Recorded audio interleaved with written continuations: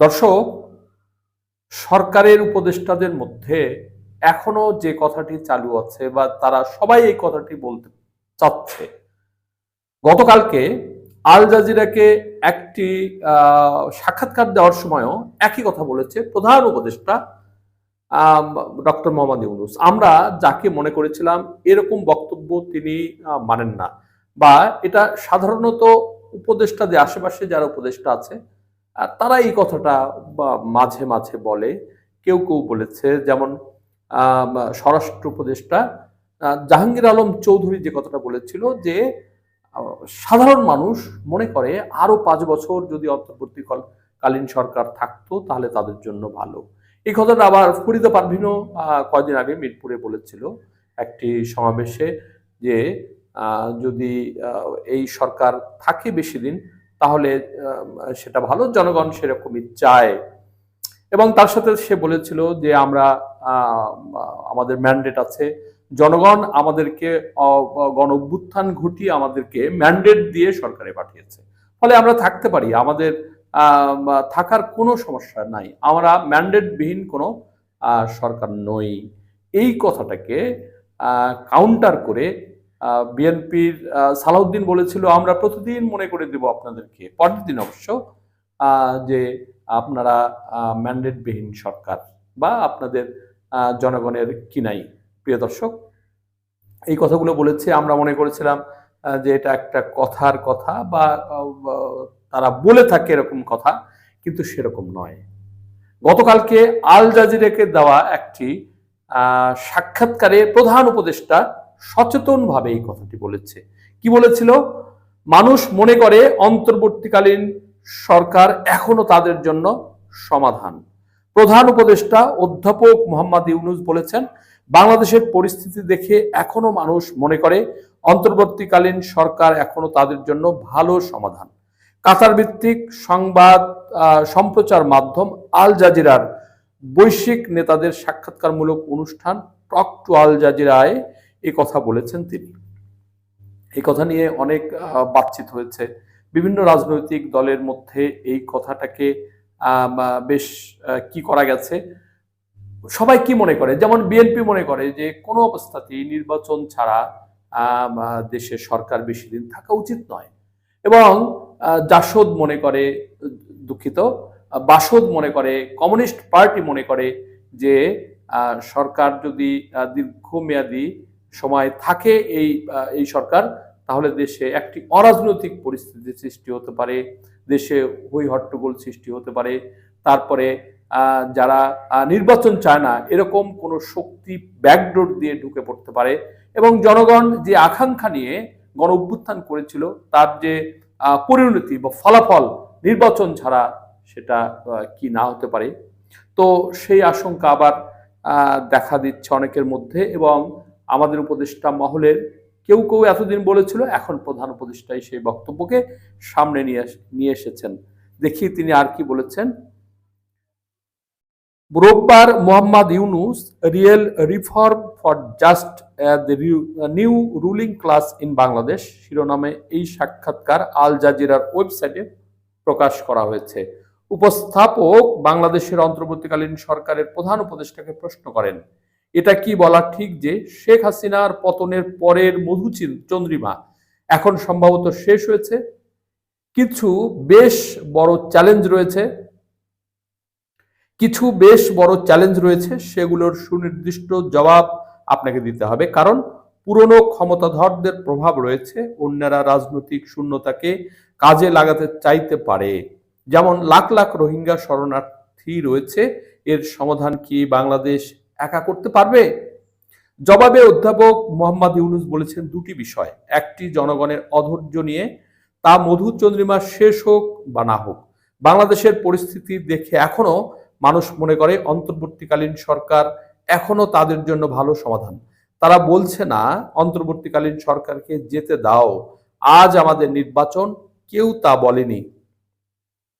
এদিকেই আমরা যাচ্ছি। আমরা এমন কোনো সমস্যার মুখোমুখি হইনি যেখানে লোকেরা বলছে যত তাড়াতাড়ি সম্ভব তাদের হস্তান্তর করো। প্রিয় দর্শক, আপনারা অনেকেই লক্ষ্য করেছেন বা আমি গত ৩-৪ দিন আগে একটি ভিডিও দিয়েছিলাম, সেটা হলো গণমত।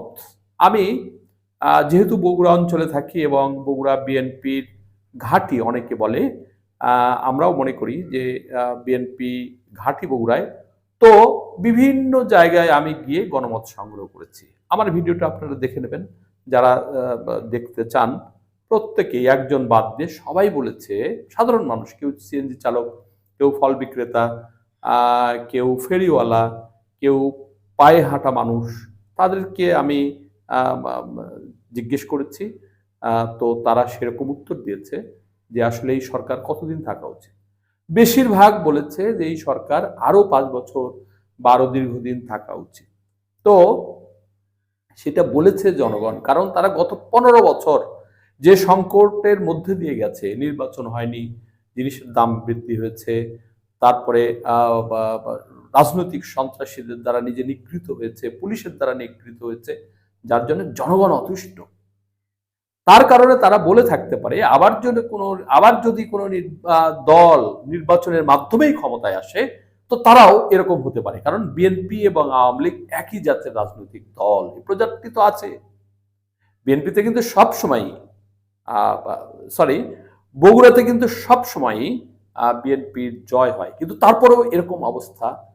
সেখান থেকে আমরা বা সরকার প্রধানরা যদি সেটা বলে যে অনির্বাচিত সরকার দীর্ঘদিন থাকবে, এটা কোনো রাজনৈতিক প্রক্রিয়া হতে পারে না। জনগণকে প্র্যাকটিস করাতে হবে যাতে করে জনগণের ভোটের দ্বারা জনগণের সরকার নির্বাচিত হয় এবং সেই সরকার আবারও কোনো সমস্যার সম্মুখীন হলে বা রাষ্ট্রের পক্ষে যদি ভালো কাজ না করে, জনগণের জন্য যদি কাজ না করে, তাহলে আবারও জনগণ যাতে করে ভোট দিয়ে তাকে বিতাড়িত করতে পারে। এরকম যে প্র্যাকটিস, সেটাই গণতান্ত্রিক প্র্যাকটিস। তো ডক্টর ইউনূস কথা বলছেন না কেন? তার তো জানা সারা পৃথিবীর গণতান্ত্রিক দেশে তার চলাফেরা। তো আরো কি বলেছেন দেখি।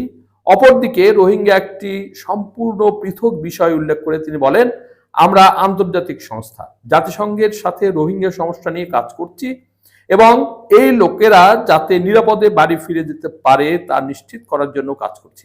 আমাদের চিন্তা হলো কিভাবে বাংলাদেশ ও মিয়ানমারের মধ্যে কিছু বোঝাপড়া তৈরি করা যায় যাতে রোহিঙ্গারা তাদের নিজেদের বাড়িতে ফিরে যেতে এবং নিরাপদ পুনর্বাসন করতে পারে। সাক্ষাৎকার নিয়ে দিনের অনিয়ম, সাক্ষাৎকারে বিগত দিনের অনিয়ম দুর্নীতি দূর করে দেশে অর্থবহ সংস্কার এবং এ যাবৎকালের সেরা নির্বাচন উপহার দেওয়ার প্রত্যয় ব্যক্ত করেছেন প্রধান উপদেষ্টা। নির্বাচনের আগে সংস্কারের তালিকা ছোট হলে ডিসেম্বরের মধ্যে নির্বাচন এবং তালিকা বড় হলে আগামী বছর জুনের মধ্যে নির্বাচন অনুষ্ঠানের কথা বলেছেন তিনি। নির্বাচন জুনের পরে যাবে না বলেও উল্লেখ করেছেন প্রধান উপদেষ্টা।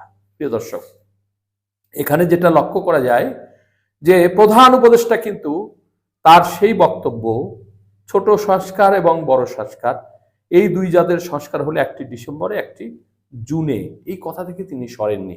কথা ঠিকই আছে, কিন্তু তিনি মাঝে মাঝে তার উপদেষ্টারা এবং তিনি যে কথাটি বললেন যে আরো 5 বছর তাদের ক্ষমতায় থাকা, অন্তর্বর্তী সরকারের ক্ষমতায় থাকা জনগণ চায়।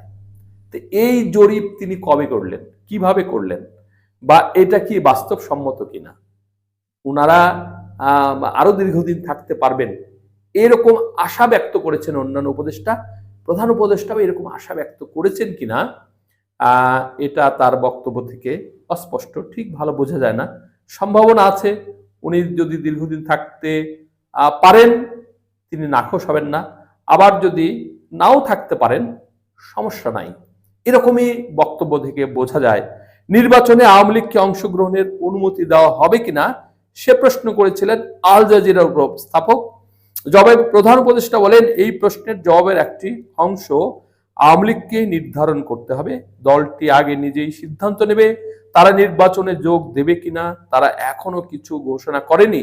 তাছাড়া নির্বাচনের সময় নির্বাচন কমিশন কি প্রতিক্রিয়া দেয় সেটা সহ অন্যান্য বিষয় রয়েছে বলেও উল্লেখ করেন তিনি। প্রিয় দর্শক, আমি খবরটি আর পড়ব না, যথেষ্ট হয়েছে, মূল বক্তব্য উঠে এসেছে।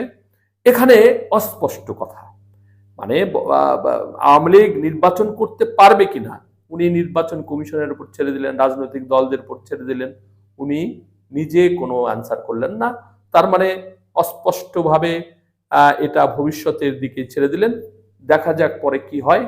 আজকে বা এখন আজকের এই নিউজ এ পর্যন্তই। সকলে ভালো থাকবেন। আল্লাহ হাফেজ।